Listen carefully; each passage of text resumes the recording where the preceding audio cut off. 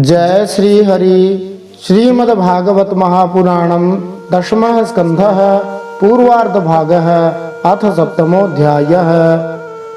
अब हम श्रीमद्भागवत महापुराण के दशम स्कंद के पूर्वार्ध भाग के 7वें अध्याय में शकट भंजन की लीला का श्रवण करते हैं।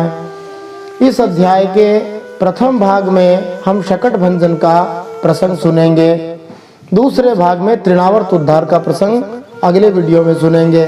श्री गणेशाय नमः, श्री सरस्वत्यै नमः, श्री गुरवे नमः, श्री पुराण पुरुषोत्तमाय नमः, श्री बालकृष्णाय नमः। पिछले छठे स्कंद के दूसरे भाग में पूतना उद्धार के प्रसंग को सुनते हुए हमने जाना, भगवान श्री कृष्ण को पूतना जब उठाकर ले गई थी तब भगवान श्री कृष्ण ने पूतना का दूध पीने के साथ साथ उसके प्राण भी पी लिए और वह मर गई। वह इतनी भयानक राक्षसी थी कि वह जब गोष्ठ में आकर गिर पड़ी, उसके गिरते गिरते भी 6 कोस के भीतर के पेड़ों को उसने कुचल डाला। इतना भयानक और विकराल उसका शरीर था। 6 कोस में 18 किलोमीटर होते हैं। इतनी दूर के पेड़ गिराए, इसका मतलब वह इससे भी ज्यादा लंबी रही होगी। उसका मुंह ही हल्के समान तीखी और भयंकर दांतों से युक्त था। उसके दांत भी हल्के जैसे थे और उसके नाक के नथुने पहाड़ की गुफा की तरह थे। आंखें उसकी मानो अंधे कुएं की तरह गहरी थी। यहाँ पर हम भगवान की भगवत्ता देख सकते हैं। जहाँ छोटा सा 6 दिन का बच्चा अपनी माँ का दूध स्वयं पी नहीं सकता, वहाँ भगवान बालकृष्ण पूतना का दूध पीने के साथ साथ उसके प्राण भी पी गए। और इतना बड़ा उसका शरीर था कि सुखदेव जी इसी अध्याय के 31वें श्लोक से नंद बाबा जी की मथुरा से गोकुल यात्रा का वर्णन करते हैं। नंद बाबा जब मथुरा से निकले थे तब वहीं पर उनको पूतना का शरीर दिखाई दिया और जब 41वें श्लोक में गोकुल में ठेठ पहुंच गए तब तक उसका शरीर दिखाई दे रहा था। इतना बड़ा उसका शरीर था। और भगवान की भगवत्ता यहाँ दिखाई देती है कि जहाँ दूसरे जो गोप और गोप ग्वाले थे वे सब भयंकर चिल्लाहट को सुनकर डर गए, यहाँ तक कि उनके हृदय फटने को तैयार हो गए। कानों में तो इतनी तेज आवाज थी और उनके सिर भी फटने को तैयार हो गए थे। यदि हम भगवान की भगवत्ता पे विचार करें तो कोई साधारण शिशु जो अभी 6 ही दिन का हो, इतनी भयानक, इतनी विकराल, इतनी बड़ी राक्षसी की गोद में गया हो और उसके कान न फटे हो, उसका हृदय न फटा हो, वह डरा न हो, ऐसा हो नहीं सकता। परंतु भगवान बालकृष्ण तो उसके ऊपर चढ़ करके खेल रहे थे। सुखदेव जी ने अकुतो भयम लिखा है, निडर होकर के भगवान बालकृष्ण खेल रहे थे।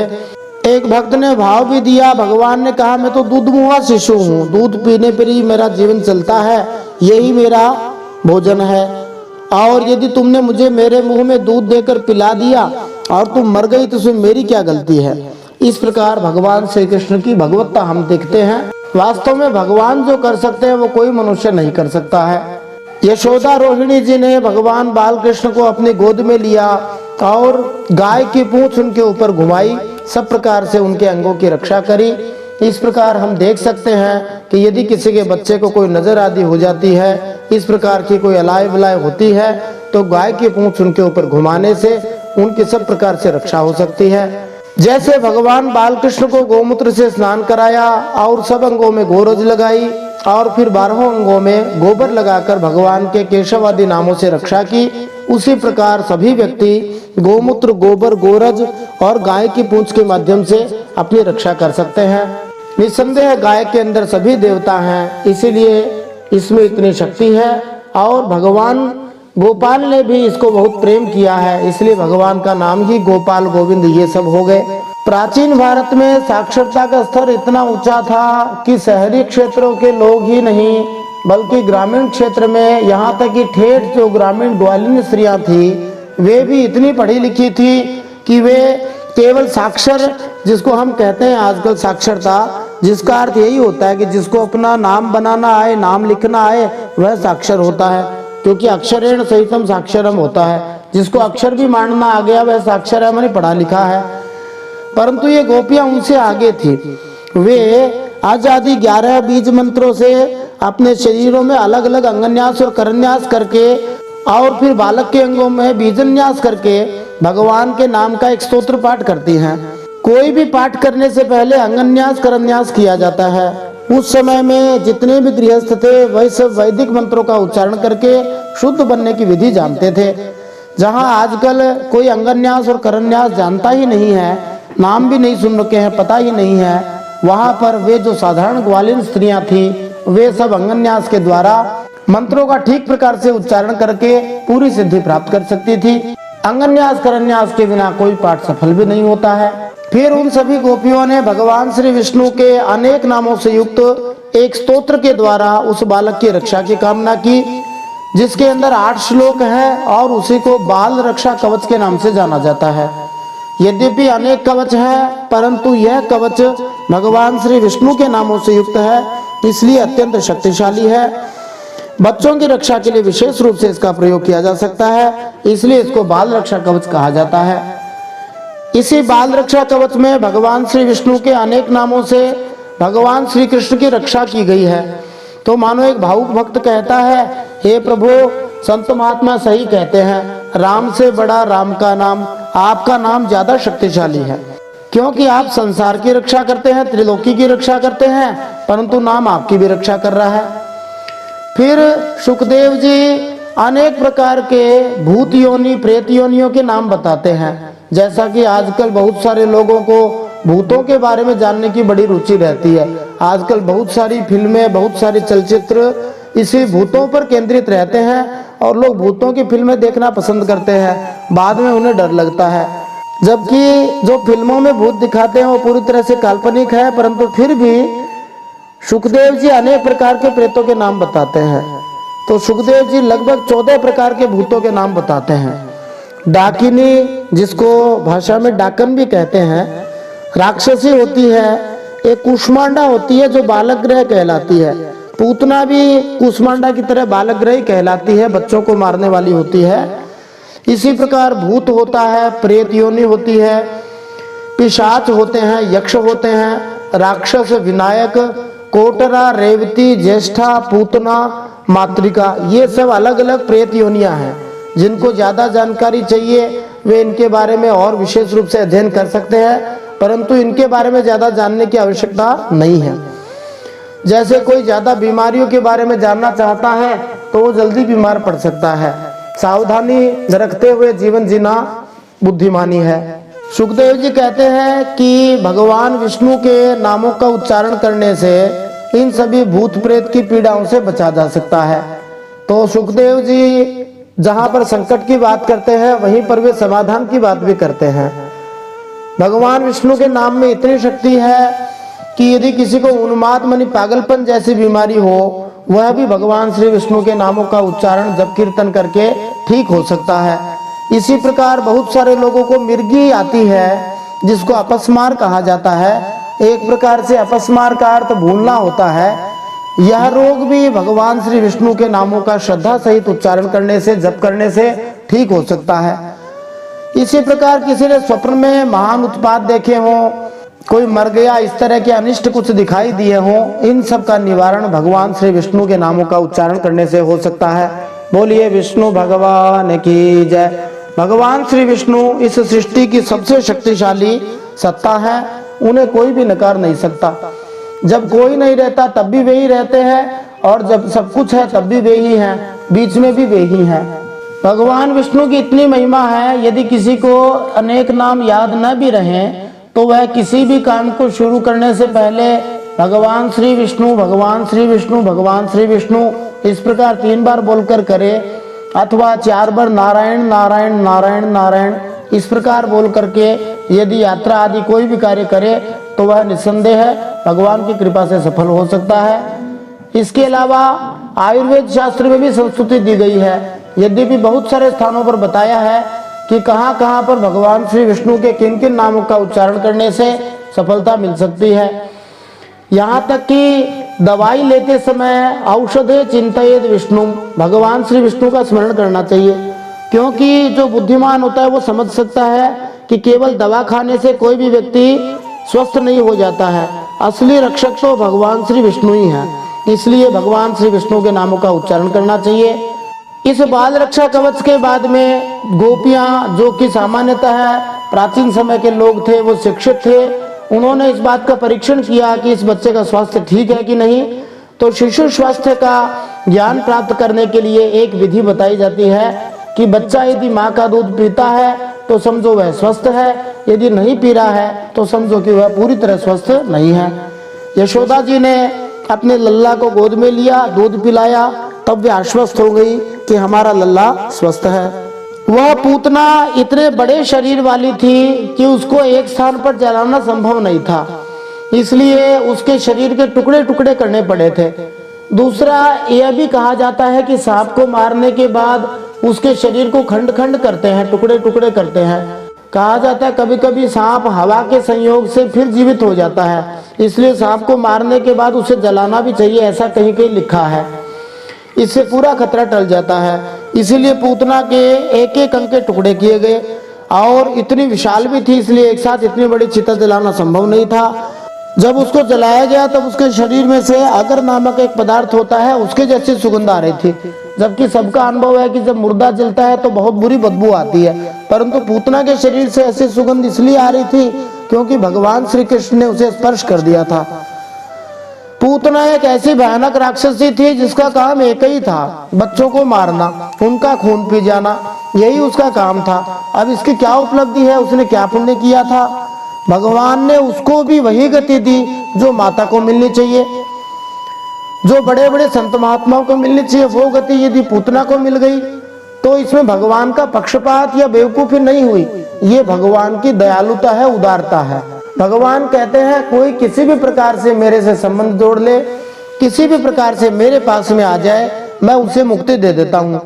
परंतु यहाँ यह ध्यान देना चाहिए कि भगवान से संबंध आवश्यक है। यदि कोई श्रद्धा भक्ति से माता के समान अनुराग पूर्वक भगवान की भक्ति करते हैं तो फिर उनके बारे में तो क्या कह सकते हैं, उन्हें तो समझो भगवान बड़ा ही आदर देके मुक्ति देते हैं।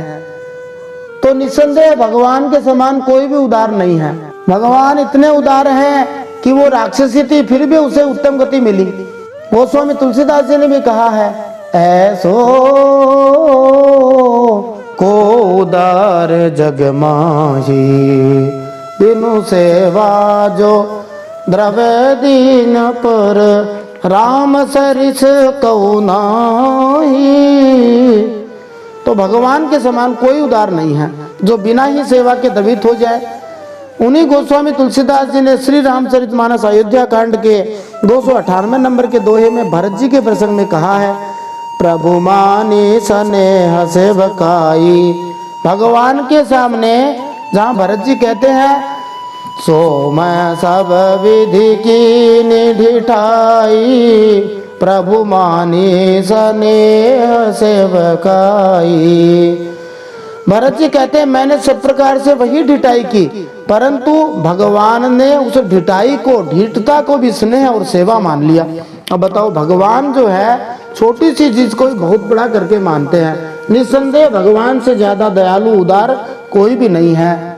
श्री सुखदेव जी भगवान की इसी दयालुता पर रिझ कर ही तो श्रीमद् भागवत महापुराण सीखने को तैयार हो गए थे।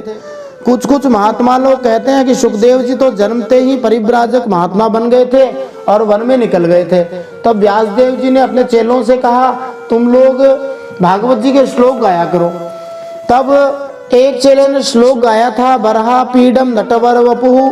अभी दशम स्कंद में आगे ही आएगा, बरहा पीडम नटवर वपुहु कर्णयो कर्णिकारम। भगवान का स्वरूप यहाँ बताया गया है कि भगवान बड़े नटखट हैं, भगवान बड़े निराले हैं, उनका श्रृंगार अद्भुत है। तब सुखदेव जी ने सोचा, हम ठहरे बाबा जी, कहाँ पर इन भगवान का श्रृंगार करेंगे, हमारे तो निर्गुण ही ठीक है। परंतु फिर जब एक श्लोक और सुना जो उद्धव जी तीसरे स्कंद के दूसरे अध्याय के 23वें श्लोक में कहते हैं, वो श्लोक सुनते ही सुखदेव जी ने सोचा, हाँ ये ठीक है। क्या सुना? उद्धव जी ने गाया था, अहो बकीयम स्तन कालकूटम जिघांसयापा यदाप्य साध्वी लेभे गतिं त्रुचितां ततोऽन्यं कं वा दयालुं शरणं व्रजेम। उद्धव जी उस श्लोक में इसी पूतना वध का प्रसंग याद करते हुए कहते हैं कि जो अपने स्तनों में हलाहल विष लगा के आई थी पूतना, उसको भी माता की गति भगवान ने प्रदान कर दी। उनसे ज्यादा दयालु कौन हो सकता है। सुखदेव जी ने ये बात सुनी और निश्चय कर लिया कि अब मुझे भी भगवान की उन्हीं लीलाओं का श्रवण करना है। निर्गुण को छोड़कर सगुण में जाना ही उनको अच्छा लगा, इसीलिए उन्होंने श्रीमद् भागवत कथा सुनी थी। अब हम श्रीमद् भागवत महापुराण के दशम स्कंद के पूर्वार्ध भाग के 7वें अध्याय के 2 भागों में से पहले भाग में शकट भंजन का प्रसंग सुनते हुए इन प्रश्नों के उत्तर प्राप्त कर सकते हैं। श्री भगवान की कथा सुनते समय नींद क्यों आती है, ये एक महत्वपूर्ण प्रश्न है। और नींद कैसे टूटे, इसका भी समाधान है। भगवान श्री बालकृष्ण का करवट बदलने का उत्सव क्या व कब होता है, श्री भगवान को क्या सहन नहीं होता, ये भी एक महत्वपूर्ण प्रश्न है। भगवान ने किस प्रकार खेलते खेलते शकटासुर का वध कर दिया था। हिरण्याक्ष पुत्र उत्कच कौन था जिसे देह रहित असुर होने का शाप मिला था। भगवान श्री बालकृष्ण ने किस भूत को मारा था, ये भी एक महत्वपूर्ण प्रश्न है। गोकुल के गोपों ने बालकों की कौन सी बात पर विश्वास नहीं किया था। कैसे ब्राह्मणों का आशीर्वाद कभी भी विफल नहीं होता, ये भी एक महत्वपूर्ण प्रश्न है। मानव समाज को ब्राह्मणों की आवश्यकता क्यों है। आइए इन सब प्रश्नों के उत्तर आज के इस दशम स्कंद के पूर्वार्ध भाग के 7वें अध्याय के पहले भाग में शकट भंजन लीला सुनते हुए प्राप्त करते हैं। जय श्री हरि। नारायणं नमस्कृत्य नरं चैव नरोत्तमं देवीं सरस्वतीं व्यासं ततो जयमुदीरयेत। भगवान श्री नरनारायण को प्रणाम करते हुए, श्री गणेश जी महाराज, माता सरस्वती, वेदव्यास भगवान को प्रणाम करते हुए, हृदयाराध्य श्री हरि चरणों में प्रणाम करते हुए, भगवत स्वरूप श्रीमद् भागवत को प्रणाम करते हुए, श्री सुखदेव जी और परीक्षित महाराज को प्रणाम करते हुए, अनंत कोटि सब संत महात्माओं वैष्णवों को प्रणाम करते हुए, भगवान श्री बालकृष्ण को प्रणाम करते हुए अब हम श्रीमद् भागवत महापुराण के दशम स्कंद के पूर्वार्ध भाग में 7वां अध्याय सुनते हैं। इसमें हम भगवान बालकृष्ण की 2 लीलाओं का श्रवण करेंगे, शकट भंजन और तृणावर्त उद्धार। श्रीमद् भागवत महापुराणम दशमः स्कंदः पूर्वार्ध भागः अथ 7मोऽध्यायः। राजोवाच येन येनावतारेण भगवान् हरिरीश्वरः करोति कर्णरम्याणि मनोज्ञानि च नः प्रभो। अध्यायारंभ में परीक्षित महाराज ने श्री सुखदेव मुनि से पूछा, सर्वशक्तिमान भगवान श्री हरि अनेकों अवतार धारण करके बहुत सी सुंदर एवं सुनने में बहुत मधुर लीलाएं करते हैं, वे सभी मेरे हृदय को बहुत प्रिय लगती हैं, क्योंकि परीक्षित महाराज एक भक्त हैं। फिर उपजाति छंद में कहते हैं, या शृण्वतोपैत्यरतिर्वितृष्णा सा त्वं च शोध्यत्यचिरेण पुंसः भक्तिर्हरौ तत्पुरुषे च सख्यं तदेव हारं वदवन्यसे चेत। परीक्षित महाराज कहते हैं, उनके श्रवण मात्र से भगवत संबंधी कथा से अरुचि और विविध विषयों की तृष्णा भाग जाती है। मनुष्य का अंतःकरण शीघ्र से शीघ्र शुद्ध हो जाता है। भगवान के चरणों में भक्ति और उनके भक्तजनों से प्रेम भी प्राप्त हो जाता है। यदि आप मुझे उनके श्रवण का अधिकारी समझते हो तो भगवान की उन्हीं मनोहर लीलाओं का वर्णन कीजिए। अथान्यदपि कृष्णस्य तोकाचरितमद्भुतं मानुषं लोकमासाद्य तज्जाति मनुरुन्धतः।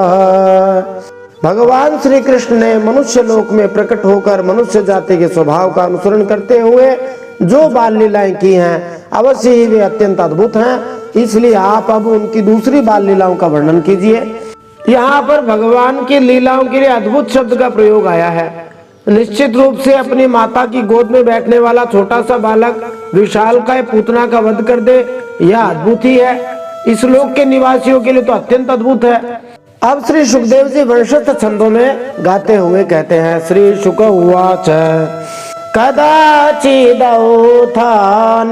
कौतुकाप्लवे जन्मर्क्षयोगे समवेत योषिताम् वादित्र गीत द्विज मंत्रवाचकैष चकार सूनो रभिसेचनम सती। श्री सुखदेव जी कहते हैं, परीक्षित, एक बार भगवान श्री कृष्ण के करवट बदलने का अभिषेक उत्सव मनाया जा रहा था। यहाँ कदाचित शब्द आया है जिसका अर्थ है एक बार। उससे तात्पर्य निकलता है कि भगवान श्री कृष्ण जब 3 महीने के हो गए थे अथवा तीसरे महीने के जन्म नक्षत्र युक्त जो समय था उसके बारे में यहाँ संकेत किया जा रहा है। उस समय श्री कृष्ण की झांकी का एक भक्त ने ऐसा वर्णन किया है, 2 महीने का बालक पूरा हो गया, तीसरा महीना आ गया, तब बालक कैसी लीला करता है वो भगवान के माध्यम से बता रहे हैं। शार्दुल विकीर्तन छंद के अंदर एक भक्त ने यह भाव दिया है, स्निग्धः पश्यति शेष्मयीति भुजयोर युग्ममुहुशालयन् नात्यल्पं मधुरं च कूजति परि श्वंगाय चाकांक्षति लाभालाभवशादमुस्य लसति क्रन्धत्यपि क्वाप्यसौ पीतस्तन्यतया स्वपेत्यपि पुनर्जाग्रन्मुदं यच्छति।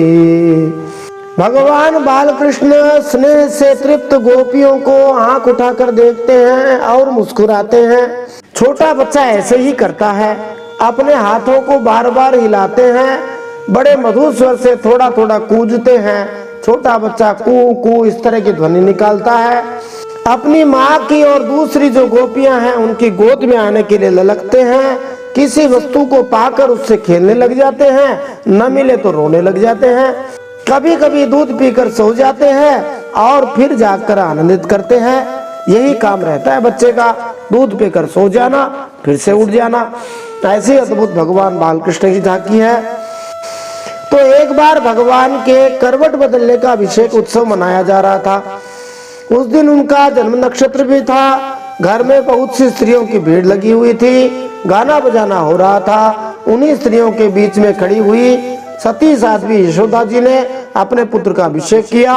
उस समय ब्राह्मण लोग मंत्र पढ़कर आशीर्वाद दे रहे थे। यहाँ ध्यातव्य है, वैदिक समाज में जनसंख्या का बढ़ना या बच्चे का अपने माता पिता पर भार बनने का प्रश्न ही नहीं था। ऐसा समाज इतना सुव्यवस्थित होता है और लोग आध्यात्मिक दिशा में इतने उन्नत होते हैं कि शिशु जन्म को कभी बोझ या चिंता नहीं माना जाता था। शिशु जो जो बढ़ता जाता है त्यों त्यों माता पिता ज्यादा प्रसन्न होते हैं और शिशु द्वारा करवट लेना भी हर्ष का एक कारण हो सकता है। शिशु के जन्म के पहले भी जब माता गर्भिणी रहती है तो अनेक अनुष्ठान संपन्न करने की संस्तुति की गई है। उदाहरणार्थ, जब शिशु माता के गर्भ में 3 महीने तथा 7 महीने का हो जाता है तो माता पड़ोस के बालकों के साथ भोजन करके उत्सव मनाती है। इसे कहीं कहीं स्वाद भक्षण कहा जाता है। इसी प्रकार शिशु जन्म के पहले गर्भाधान उत्सव होता है। वैदिक सभ्यता में शिशु जन्म या गर्भधारण कभी भार नहीं माना जाता, प्रत्युत यह हर्ष का कारण बनता है। इसके विपरीत आधुनिक सभ्यता को गर्भधारण या शिशु जन्म पसंद नहीं है और यदि बच्चा जन्म भी लेता है तो कभी कभी लोग उसे मार भी डालते हैं। इससे हम ये सोच सकते हैं कि कलयुग के आगमन के बाद मानव समाज कितना गिर चुका है। यद्यपि वर्तमान समय में भी लोग अपने आप को सभ्य घोषित करते हैं, किंतु यथार्थता है अब मानव सभ्यता रही ही नहीं, केवल 2 पांव वाले पशुओं की भीड़ हो गई है। परंतु एक भक्त भगवान के प्रत्येक क्रियाकलाप को उत्सव में बदल सकता है, अथवा यूं कहो जैसे लोग कहते हैं प्रत्येक दिन उत्सव की तरह होना चाहिए। ऐसा समझना चाहिए कि हमें जो दिन मिला है वो भगवान की कृपा से मिला है, इसलिए हर समय प्रसन्न रहना चाहिए। यही हमें यहाँ भगवान बालकृष्ण के इस उत्सव से सीखने को मिल रहा है। आगे सुखदेव जी कहते हैं, नन्दस्य पत्नी कृतमजनादिकम् विप्रैः कृता स्वास्थ्ययनं सुपूजितैः अन्नाद्यवासः स्रगभीष्टधेनुभिः संजात निद्रा क्षमशीर्षयच्छनैः। नंदरानी यशोदा जी ने ब्राह्मणों का खूब पूजन सम्मान किया, उन्हें अन्न वस्त्र माला गाय आदि मुहमांगी वस्तुएं दी। जब यशोदा जी ने उन ब्राह्मणों द्वारा स्वस्ति वाचन कराकर स्वयं बालक के नहलाने आदि का कार्य पूरा कर लिया, तब यह देखकर कि मेरे लल्ला के नेत्रों में नींद आ रही है, अपने बेटे को धीरे से शैया पर सुला दिया। स्नेहमयी माता अपने बच्चे का बहुत ध्यान रखती है और यह देखती है कि उसका बच्चा क्षण भर भी विचलित न हो। बच्चा जब तक माता के पास रहना चाहता है, माता उसके पास रहती है और बच्चा अपने आप को काफी आरामदेह अनुभव करता है। माता यशोदा ने देखा कि उनका बच्चा उन्नींदा हो रहा है, नींद आ रही है, तो उसे सोने की पूरी सुविधाएं देने के लिए वे स्वयं बालक के साथ लेट गई और जब वह शांत हो गया तो उठकर घर के दूसरे कामकाज करने लगी। वास्तविक अर्थों में प्रेम करने वाली माता अपने बच्चों से सदा ही जुड़ी हुई रहती है। जब बच्चा रोता है तो माँ दुखी होती है, जब वह प्रसन्न होता है तो वो प्रसन्न हो जाती है। घर के काम काज करने में भी यही नियम होता है, जब बच्चा सो जाता है तब माँ को काम करने होते हैं। आगे सुखदेव जी कहते हैं, औत्थानिकौत्सुक्यमनामनस्विनी समागतान् पूजयति व्रजौकसा नैवा शृणोद्वै रुदितं सुतस्य सा रुदन् स्तनार्थी चरणावोदक्षिपत्। मैया ने लल्ला को सुला दिया। थोड़ी देर में श्याम सुंदर की आंखें खुली तो वे स्तनपान करने के लिए रोने लग गए। उस समय मनस्विनी यशोदा जी उत्सव में आए हुए ब्रजवासियों के स्वागत सत्कार में बहुत ही तन्मय हो रही थी, इसलिए उन्हें श्री कृष्ण का रोना सुनाई नहीं पड़ा। तब श्री कृष्ण रोते रोते अपने पांव उछालने लग गए। भगवान श्री कृष्ण को घरेलू छकड़े के नीचे लिटाया था, किंतु यह छकड़ा वास्तव में शकटासुर का दूसरा रूप था। यह असुर बालक को मारने के लिए यहाँ आया था और भगवान श्री कृष्ण ने अपनी माता का दूध पीने के बहाने इस असुर का वध करने का अवसर प्राप्त कर लिया। ये मौका बढ़िया आया है। अधः शयानस्य शिशोरनोल्पक प्रबालमृद्वं गृहतं व्यवर्तत विध्वस्तनाना रसकूप्य भाजनम् व्यत्यस्त चक्राक्ष विभिन्न कुबरम्। वह बाल श्री कृष्ण एक छकड़े के नीचे सोए हुए थे। उनके पांव अभी लाल लाल कोपलों के समान बड़े ही कोमल और नन्हे नन्हे छोटे छोटे थे, परंतु वह नन्हा सा पांव लगते ही विशाल छकड़ा उलट गया। भगवान श्री कृष्ण ने निस्संदेह अत्यंत सुकुमार कोमल थे, तो उनके हाथ पांव कोपलों के समान कोमल होंगे ही। फिर भी उनके पांव के छूने से ही गाड़ी खंड खंड हो गई, परंतु ऐसा करना भगवान के लिए संभव था। इसमें उन्हें ज्यादा परिश्रम भी नहीं करना पड़ा। अपने वामन अवतार में श्री भगवान को अपने पांव को इतनी ऊंचाई तक बढ़ाना पड़ा था जिससे वह ब्रह्मांड के आवरण में प्रवेश कर जाए। वैष्णव तोषणी टीका श्रीमद् भागवत की टीका में लिखा है कि यद्यपि छकड़ा बच्चे से ऊंचा था, किंतु बालक आसानी से पहिए छू सका था। इतना ही पर्याप्त था असुर को पृथ्वी पर नीचे फेंकने के लिए। श्री भगवान ने एक ही साथ असुर को पृथ्वी पर फेंका और छकड़े को तोड़ डाला। वह असुर कौन था? तो कहते हैं हिरण्याक्ष का बेटा था उत्कच। वह बहुत बलवान एवं मोटा तगड़ा था। एक बार यात्रा करते समय उसने लोमस ऋषि के आश्रम के पेड़ों को कुचल डाला था। लोमस ऋषि ने क्रोध करके शाप दे दिया, अरे दुष्ट जा, तू देह रहित हो जा। उसी समय सांप के केचुले के समान उसका शरीर गिरने लग गया। वह धड़ाम से लोमस ऋषि के चरणों पर गिर पड़ा और प्रार्थना की, हे कृपा सिंधु, मुझ पर कृपा कीजिए, मुझे आपके प्रभाव का पता नहीं था, मेरा शरीर वापस दे दीजिए। लोमस जी प्रसन्न हो गए। संत महात्मा इसी तरह होते हैं, थोड़ा सा गुस्सा आ गया, बाद में वैसे के वैसे ही। महात्माओं का शाप भी वरदान ही हो जाता है। लोमस ऋषि ने कहा, वैवस्वत मनवंतर में भगवान श्री कृष्ण के चरण स्पर्श से तुम्हारी मुक्ति हो जाएगी। वही असुर छकड़े में आकर बैठ गया था। और भगवान श्री कृष्ण के चरणों के स्पर्श से मुक्त हो गया। उस छकड़े पर दूध दही आदि अनेक रसों से भरी हुई मटकियां और दूसरे बर्तन रखे हुए थे। सब के सब फूट फाट गए। छकड़े के पहिए और धुरे अस्त व्यस्त हो गए। उसका जुआ तक फट गया। भगवान का स्वभाव है, भगवान का अकेले का मन नहीं लगता। जब वे देखते हैं कि भक्त मेरी ओर ध्यान न देकर कहीं और ध्यान दे रहा है, तब वे इस तरह की लीलाएं करते हैं। यहाँ भगवान बालकृष्ण अपनी माता का ध्यान आकृष्ट करना चाह रहे थे, किंतु ऐसा करते समय उनका पैर ऊपर की ओर लग गया और वह छकड़ा उलट गया। साधारण लोग इसे समझ नहीं सकते। भगवान श्री कृष्ण की ये कथाएं अद्भुत एवं आनंद देने वाली हैं, और जो भाग्यशाली लोग हैं वे श्री भगवान की इन असाधारण लीलाओं को सुनकर आश्चर्यचकित रह जाते हैं। यद्यपि कम बुद्धि वाले लोग इन्हें झूठी समझते हैं, क्योंकि उनकी बुद्धि में भूसा भरा रहता है, किंतु ये कथाएं वास्तविक हैं। ये कथाएं इतनी रोचक तथा प्रबुद्ध करने वाली है कि महाराज परीक्षित और सुखदेव जी को इनमें आनंद आया, और उनके चरण चिन्हों में चलने वाले अन्य मुक्त पुरुष भी, जितने भी भक्त हैं, श्री भगवान की अद्भुत लीलाओं को सुनकर अत्यंत प्रसन्न होते हैं। दृष्ट्वा यशोदा प्रमुखा व्रज स्त्रिय नौथानिकेकर मणियः समागतः नन्दादयश्चाद् भूतदर्शनाकुलः कथं स्वयं वै शकटं विपर्यगात्। करवट बदलने के उत्सव में जितनी भी स्त्रियां आई हुई थी, वे सब और यशोदा, रोहिणी, नंद बाबा और गोपगण इस विचित्र घटना को देखकर व्याकुल हो गए थे। वे आपस में कहने लगे, अरे क्या हो गया, ये छकड़ा अपने आप कैसे उलट गया।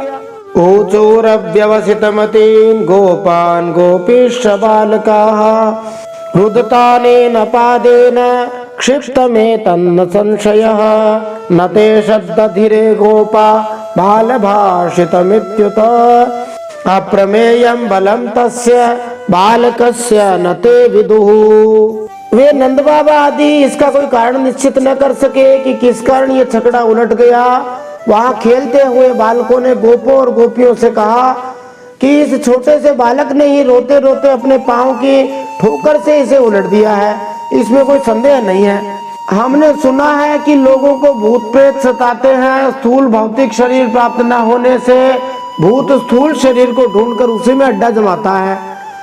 शकटासुर ऐसा ही भूत था जिसने छकड़े में शरण ले रखी थी और भगवान श्री कृष्ण को क्षति पहुंचाने की ताक में था। जब भगवान श्री कृष्ण ने अपने छोटे छोटे मुलायम पैरों से छकड़े पे प्रहार किया, तो जैसा कि वर्णन किया जा चुका है कि भूत पृथ्वी पर नीचे आ पड़ा और उसका आश्रय भंग हो गया।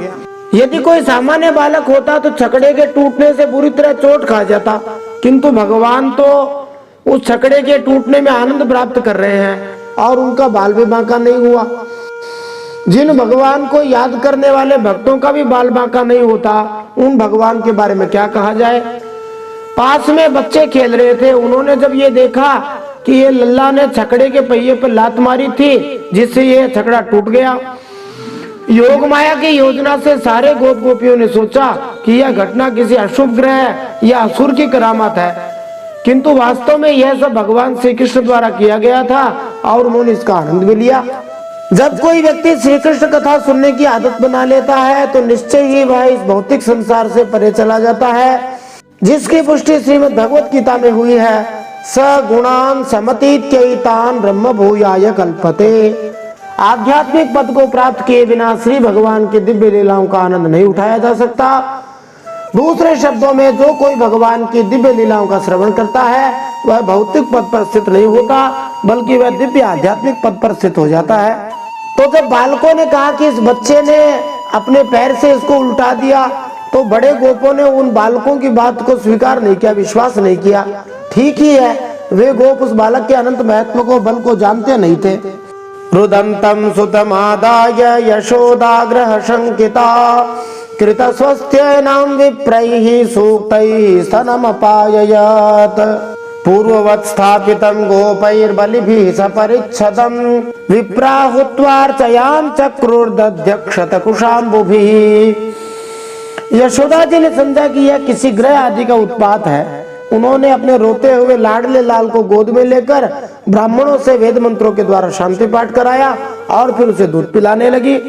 जब भी कोई संकट आता है, कोई अशुभ घटना घट जाती है, तो वैदिक सभ्यता की यही प्रथा है कि उसके प्रतिकार के लिए, वैदिक स्तुतियां कराने के लिए योग्य ब्राह्मण बुलाए जाते हैं। माता यशोदा ने इसे ठीक प्रकार से किया और अपने बच्चे को दूध पिलाने लगी। बलवान गोपों ने छकड़े को फिर सीधा कर दिया, उस पर पहले की तरह सारी सामग्री रख दी गई। ब्राह्मणों ने हवन किया और दही, अक्षत, कुश तथा जल के द्वारा भगवान और उस छकड़े की पूजा की। ये सूयानृतदम्भेर्ष्या हिंसामान विवर्जिता न तेषां सत्यशीलाना माशिषो विफलाः कृताः इति बालकमादाय सामर्ग यजुरुपकृतैः जलै पवित्रौषधिभिः रभिषेच्य द्विजोत्तमैः वाचयित्वा स्वस्त्ययनं नन्दगोपः समाहितः हुत्वा चाग्निं द्विजातेभ्यः प्रादादन्नं महागुणम्। जो किसी के गुणों में दोष नहीं निकालते, झूठ नहीं बोलते, दंभ, ईर्ष्या और हिंसा नहीं करते तथा अभिमान से रहित हैं, उन सत्यशील ब्राह्मणों का आशीर्वाद कभी भी निष्फल नहीं होता है। ये सोचकर नंद बाबा ने बालक को गोद में उठा लिया। ब्राह्मणों से साम, ऋग और यजुर्वेद के मंत्रों द्वारा संस्कृत एवं पवित्र औषधियों से युक्त जल से अभिषेक कराया। बड़ी एकाग्रता से नंद बाबा ने स्वस्तियन पाठ और हवन कराकर ब्राह्मणों को अति उत्तम अन्न का भोजन कराया। यहाँ ज्ञातव्य है, नंद बाबा को ब्राह्मणों की योग्यता एवं उनके आशीर्वाद पर पूरा भरोसा था। उन्हें पूरा विश्वास था कि यदि उत्तम ब्राह्मण केवल अपना आशीर्वाद दे दे तो बालक श्री कृष्ण सुखी रहेगा। योग्य ब्राह्मणों के आशीर्वाद न केवल भगवान को अपितु हर एक को सुख प्रदान कर सकते हैं। पूर्ण स्वावलंबी होने के कारण भगवान श्री कृष्ण को किसी के आशीर्वाद की आवश्यकता नहीं है। फिर भी नंद बाबा ने सोचा कि भगवान श्री कृष्ण को ब्राह्मणों के आशीर्वाद की आवश्यकता है, तो फिर अन्यों के लिए क्या कहा जाए, अर्थात सबको ब्राह्मणों के आशीर्वाद की आवश्यकता है। इसलिए मानव समाज में एक आदर्श वर्ग ब्राह्मण वर्ग होना चाहिए, जो अन्यों को अर्थात क्षत्रियों, वैश्यों तथा शूद्रों को आशीर्वाद दे सके, जिससे हर कोई सुखी हो सके। जैसा यहाँ कहा गया है, ऐसे ब्राह्मण जो ईर्ष्या नहीं करते और घमंड भी नहीं करते, अहंकार और मिथ्या प्रतिष्ठा भी नहीं दिखलाते, सत्वगुण से युक्त होते हैं, वे ही उपयोगी होते हैं। इसलिए मनुष्यों के एक वर्ग को शुरू से ही ब्राह्मण बनने की शिक्षा दी जानी चाहिए। 14वें श्लोक में पवित्र औषधि का उल्लेख हुआ है। किसी भी संस्कार के अवसर पर अनेक जड़ी बूटियों तथा पत्तियों की आवश्यकता पड़ती थी। ये पवित्र पत्र कहलाती थी। कभी नीम की पत्तियां, कभी बेल पत्र, आम की पत्तियां, अश्वत्थ माने पीपल की या आंवले की पत्तियां काम में आती थी। इसी तरह पंचगव्य, पंचसस्य मानी 5 प्रकार के अनाज और पंचरत्न थे। वैश्य जाति के होते हुए भी नंद बाबा को ये सब पता था। इन श्लोकों का सबसे महत्वपूर्ण शब्द है महागुणम, जो सूचित करता है कि ब्राह्मणों को उच्च कोटि का स्वादिष्ट भोजन प्रदान किया जाता था। ऐसे स्वादिष्ट व्यंजन प्रायः अन्न तथा दूध, इन 2 वस्तुओं से तैयार किए जाते थे। केवल कुशल पाक विद्या द्वारा कृषि उपज तथा दुग्ध उत्पादनों से हजारों प्रकार के व्यंजन तैयार किए जा सकते हैं। इसे यहाँ पर अन्नम महागुणम शब्दों से बताया गया है। आज भी भारत में इन 2 चीजों से माने दूध और अन्न से हजारों प्रकार की मिठाइयां बनती हैं और श्री भगवान को भोग लगाई जाती हैं। आज भी जगन्नाथ क्षेत्र तथा अन्य बड़े बड़े मंदिरों में अर्चा विग्रह को अत्यंत स्वादिष्ट व्यंजन अर्पित किए जाते हैं और प्रचुर मात्रा में प्रसाद भी बांटा जाता है। उच्च कोटि के ब्राह्मणों द्वारा दक्षता के साथ पकाया गया, फिर जनता में बांटा जाने वाला यह प्रसाद भी ब्राह्मणों या वैष्णवों से प्राप्त आशीर्वाद ही होता है। भगवान को 4 प्रकार का प्रसाद चढ़ाया जाता है, नमकीन, मीठा, चटपटा तथा खट्टा। इस प्रकार के स्वाद वाले विभिन्न प्रकार के मसालों से प्राप्त किया जाता है। भोजन 4 प्रकार का ही होता है, उसके 4 विभाग किए जाते हैं। एक होता है चर्व्य, एक होता है चोष्य, एक लेह्य और पेय। जिसको चबाकर खाया जाए वो चर्व्य होता है, जिसको चूस कर खाया जाए वो चोष्य होता है, जिसको चाट कर खाया जाए वह लेह्य होता है और जिसको पिया जाए वह पेय होता है अथवा पेय होता है। इस तरह अन्न तथा घी से अनेक प्रकार के प्रसाद तैयार किए जाते हैं, फिर अर्चा विग्रह पर भेंट किए जाते हैं और फिर ब्राह्मणों तथा वैष्णवों में और अंत में सामान्य जनता में बांटे जाते हैं। मानव समाज का यह तरीका है। गोवध तथा भूमि के विनाश से भोजन समस्या हल होने वाली नहीं है। यह सभ्यता नहीं है। असभ्य जंगली लोग कृषि द्वारा अन्न उत्पादन तथा गोरक्षा से अनजान होने के कारण पशुओं को खा सकते हैं, किंतु ज्ञान में अग्रणी पूर्ण मानव समाज को कृषि से तथा गाय की रक्षा से उत्तम कोटि का भोजन बनाना अवश्य सीखना चाहिए। गावः सर्वगुणोपेता वासहस्रगृक्म मालिनीः आत्मजाभ्युदयार्थाय प्रादाते चान्वयुञ्जत। विप्रा मंत्रविदो युक्तास् तैर्याः प्रोक्तास्तथा शिशः ता निष्फला भविष्यन्ति न कदाचिदपि स्फुटम्। फिर नंद बाबा ने अपने पुत्र की उन्नति और अभिवृद्धि की कामना से ब्राह्मणों को सर्वगुण संपन्न बहुत सी गायें दान में दी। वे सभी गायें वस्त्र, पुष्पमाला और सोने के हारों से सजी हुई थी। ब्राह्मणों ने उन्हें आशीर्वाद दिया। ये बात स्पष्ट है कि जो वेदवेत्ता और सदाचारी ब्राह्मण होते हैं उनका आशीर्वाद कभी निष्फल नहीं होता। ब्राह्मण के गुणों से युक्त ब्राह्मण सदा योग शक्ति से संपन्न योगी होते हैं। उनके शब्द कभी व्यर्थ नहीं जाते। समाज के अन्य सदस्यों के साथ अपने प्रत्येक व्यवहार में ब्राह्मण निश्चित रूप से विश्वसनीय होते हैं, किंतु इस युग में ध्यान रखना चाहिए कि ब्राह्मण अपनी योग्यताओं के विषय में अनिश्चित हैं। याज्ञिक ब्राह्मणों के न होने से सारे यज्ञ वर्जित हैं। यद्यपि कोई व्यक्ति बड़े बड़े यज्ञ नहीं करवा सकता, परंतु हरिनाम संकीर्तन यज्ञ तो कोई भी कर सकता है। बोले श्रीमद् भागवत महापुराण की जय, बाल कृष्ण भगवान की जय, परम सत्य श्री हरि की जय। अब इसी अध्याय के अगले भाग में भगवान श्री कृष्ण द्वारा तृणावर्त नामक असुर का वध किया गया था, उसका हम अगले भाग में श्रवण करेंगे। श्रीमन नारायणार्पणमस्तु। भगवान श्री नारायण के चरणों में शकट भंजन की लीला समर्पित हो।